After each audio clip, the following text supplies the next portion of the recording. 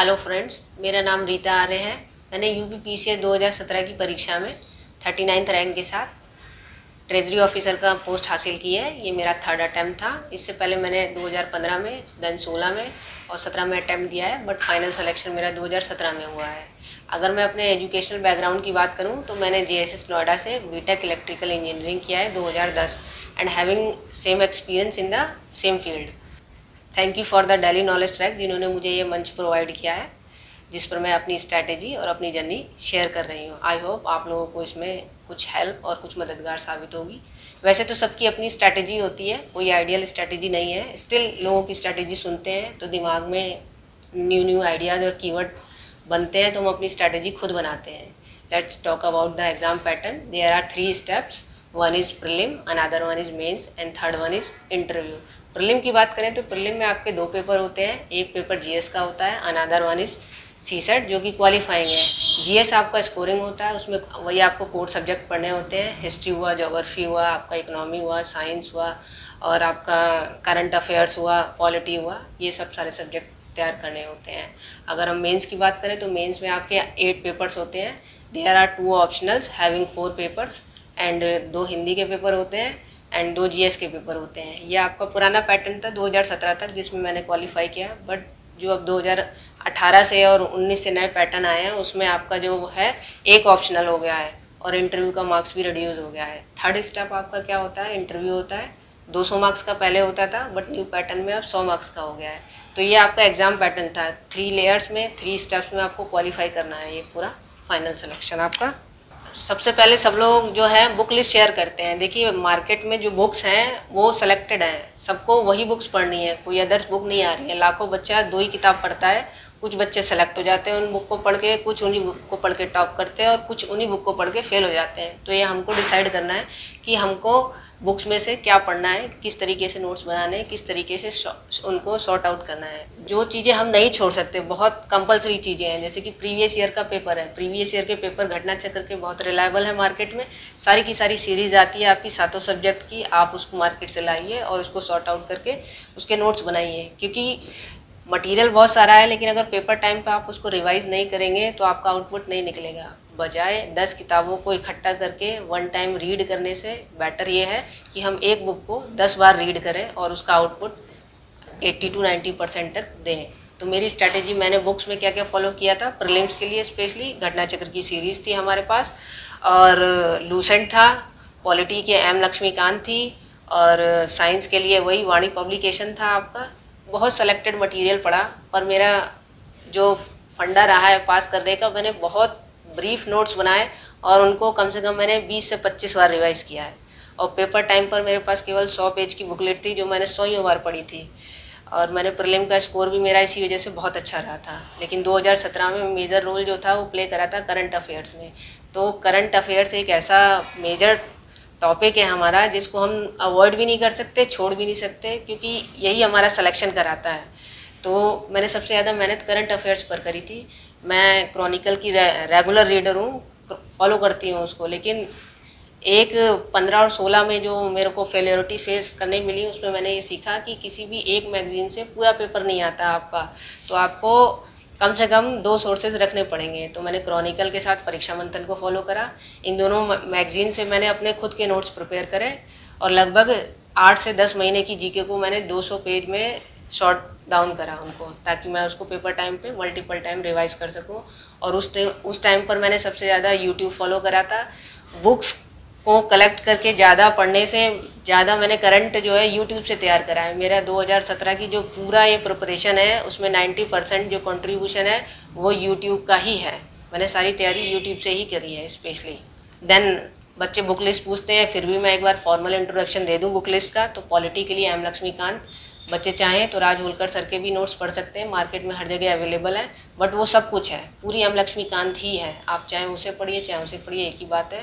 और साइंस के लिए आप लूसेंट पढ़ सकते हैं, और जियोलॉजी के लिए मैंने आलोक सर के नोट्स देखे थे। हिस्ट्री के लिए मैंने पूरी एनसीईआरटी पढ़ी थी, और इकोनॉमी मैंने पूरा छोड़ दिया था, मुझे बिल्कुल नहीं आता था उस टाइम तक। अब ऑप्शनल सब्जेक्ट की बारी आती है। ऑप्शनल में 2 ऑप्शनल होते थे हमारे टाइम पर।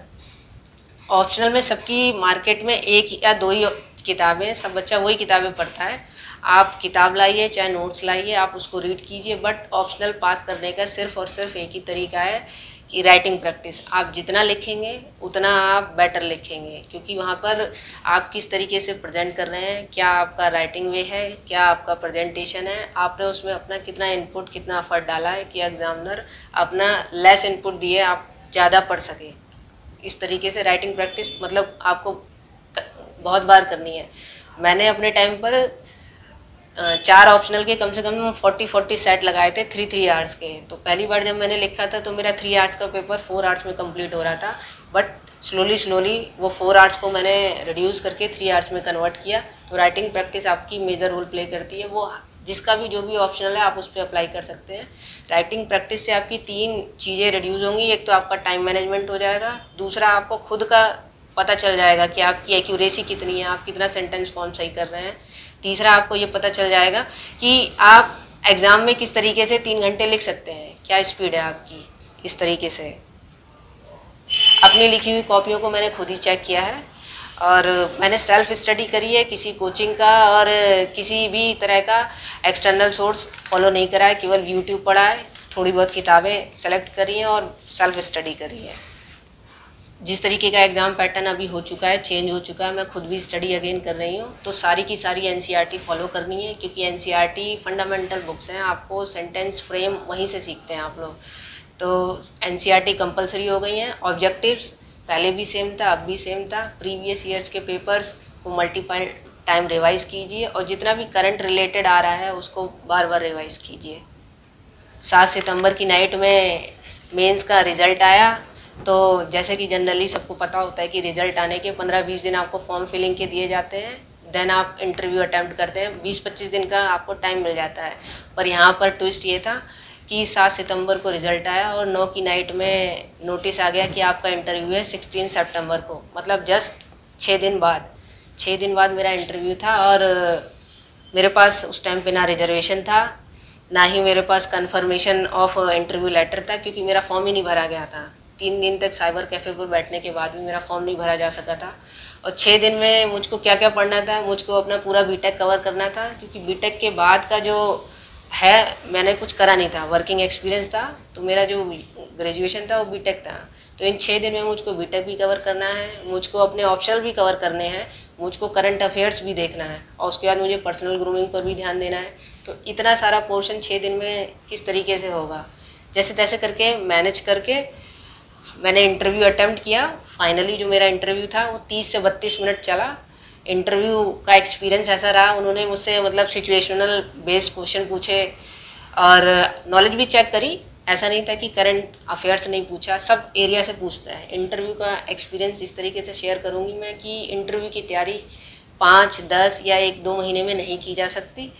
वो आपका पुराना पढ़ा हुआ बैकग्राउंड होता है। आप जैसा स्टडी करते हैं, आप जैसा खुद को बिल्डअप करते हैं, वही आपको वहाँ रिप्रेजेंट करना है। आप कुछ हैं और वहाँ पे कुछ रिप्रेजेंट करें, ये डबल फेस वहाँ पे नहीं चलता। आप जो हैं वो आप दिखेंगे। आप फाइनली जब मेरा सिलेक्शन हो गया तो मैं अभी इस तरीके से कंक्लूड करूँगी कि बच्चे कहते हैं कि मॉक टेस्ट देना जरूरी, मॉक इंटरव्यू देने ज़रूरी होते हैं, तो मैंने कोई मॉक इंटरव्यू भी नहीं दिया। मैंने अपनी ज़िंदगी का पहला इंटरव्यू दिया है और एक अच्छा स्कोर किया है इंटरव्यू में, तभी मुझे ट्रेजरी ऑफिसर की पोस्ट मिली है। तो बच्चों को मेरा सजेशन यही है, जो भी तैयार कर रहे हैं, कि इंटरव्यू में कॉन्फिडेंट रहें, जो हैं वही रिप्रेजेंट करें। ज़रूरी नहीं है कि आपको सारे क्वेश्चन आते हो। अगर कोई क्वेश्चन नहीं आता है तो उसको वहीं छोड़ के दूसरे क्वेश्चन को कॉन्फिडेंस के साथ अटेम्प्ट करें। इंटरव्यूअर आपका केवल वे ऑफ कम्युनिकेशन, कॉन्फिडेंस और आपका प्रेजेंटेशन चेक करता है। आपका पर्सपेक्टिव क्या है किसी भी समस्या को लेकर, वो चेक किया जाता है कि आप किस तरीके से किस समस्या को डील कर रहे हैं। नॉलेज टेस्ट तो आप रिटन में दे चुके हैं, इंटरव्यू में आपकी पर्सनैलिटी जज हो रही है। बेसिकली मोटिवेशन के तौर पे बात करूं तो ये मेरी जो जर्नी है 15 से, भले ही मेरा अटैम्प्ट ये 17 का 3rd अटैम्प्ट था, पर रिज़ल्ट ये 19 में आया है। तो ये पूरी जर्नी 4 to 5 ईयर्स की है। इस बीच में कई बार डिमोटिवेट भी होता है इंसान, कई बार मॉरल डाउन होता है कि अब नहीं हो पाएगा, अब कैसे होगा। वो भी स्टेट पीसीएस जिसमें रिज़ल्ट बाद में आता है, रेट पहले चली जाती है। तो इस बीच में मोटिवेट करने के लिए आपको सोर्सेज रखने पड़ते हैं। तो मैं बहुत लकी हूँ कि मेरी फैमिली जो है बहुत सपोर्टिव रही है। मेरे सारे फैमिली मेम्बर्स, पेरेंट्स, भाई बहन पढ़ाई को लेकर हमेशा मोटिवेट करते रहे हैं। फैमिली में भी कई बार ऐसी सिचुएशंस आ जाती हैं कि आप उनसे अपनी परेशानी नहीं शेयर कर सकते, तो इस टाइम पे आपके लाइफ में अगर कोई एक दो फ्रेंड ऐसे हैं जो आपको सपोर्ट करते हैं तो आपको रखने चाहिए। तो मेरी लाइफ में एक मैडम रही हैं, चारू मैडम, जिन्होंने मुझे इस टाइम पे भी मोटिवेट किया। तो मोटिवेशन के लिए एक्सटर्नल मोटिवेशन तो आपको कुछ टाइम के लिए मोटिवेट करेगा, आप 2 दिन 4 दिन मोटिवेट हो सकते हैं, लेकिन जो इनबिल्ट मोटिवेशन अंदर से आता है वो लॉन्ग लास्टिंग होता है। तो कोशिश कीजिए आप अंदर से मोटिवेशन ढूंढें। और मोटिवेशन के लिए 2 से 4 लाइनें इस तरीके से मैंने करी थी अपने डेली शेड्यूल में कि 3-4 सॉन्ग्स थे मोटिवेशन के, मैं रोज़ सुनती थी उनको। BK शिवानी की फॉलोअर हूँ, उनको सुन के मेरा दिमाग शांत रहता था, तो मोटिवेशन मेरा उनसे भी कंप्लीट रहा है। 3-4 मूवीज़ हैं, मेरी शादी में ज़रूर आना, नील बटे सन्नाटा, सुल्तान और दंगल, बहुत इंस्पायरिंग मूवीज़ हैं। हर मूवी में एक मैसेज है। दंगल में लड़कियां फिजिकली भी कमज़ोर नहीं है, सुल्तान में ज़िंदगी कहीं भी किसी भी फेज़ में शुरू की जा सकती है। शादी में ज़रूर आना, बहुत इंपॉर्टेंट मैसेज, ब्रेकअप हो जाने के बाद भी लाइफ में बंदा कहीं से कहीं पहुंच सकता है। इस तरह की मोटिवेटेड मूवीज़ ज़रूर देखनी चाहिए बच्चों को। और मेरा अपना पर्सनल जिसने मुझे बहुत इंस्पायर किया है वो लाइन यही है कि ख्वाहिशें भले ही छोटी हों या बड़ी हों, उनको पूरा करने के लिए इंसान का दिल का ज़िद्दी होना बहुत ज़रूरी है। जब तक आप ज़िद नहीं ठानेंगे तब तक आप उस चीज़ को पा नहीं सकते, इसलिए ज़िद्दी होना बहुत ज़रूरी है। और जैसा हम सोचते हैं वैसे ही हम बन जाते हैं, इसलिए अपने बारे में अच्छा सोचें। Thank you for the daily knowledge track, जिन्होंने मुझे ये मंच प्रोवाइड कराया है जिस पे मैंने अपनी स्ट्रैटेजी शेयर करी है। ये एक अच्छा प्लेटफॉर्म है, इस पे मैंने कई बार वीडियोस देखे, बच्चों के इंटरव्यू देखे, जिससे मैं खुद भी मोटिवेट हुई। और मैं उम्मीद करती हूँ कि मेरा भी जो ये है ये कई बच्चों के लिए कुछ मोटिवेशन का मीडियम बनेगा।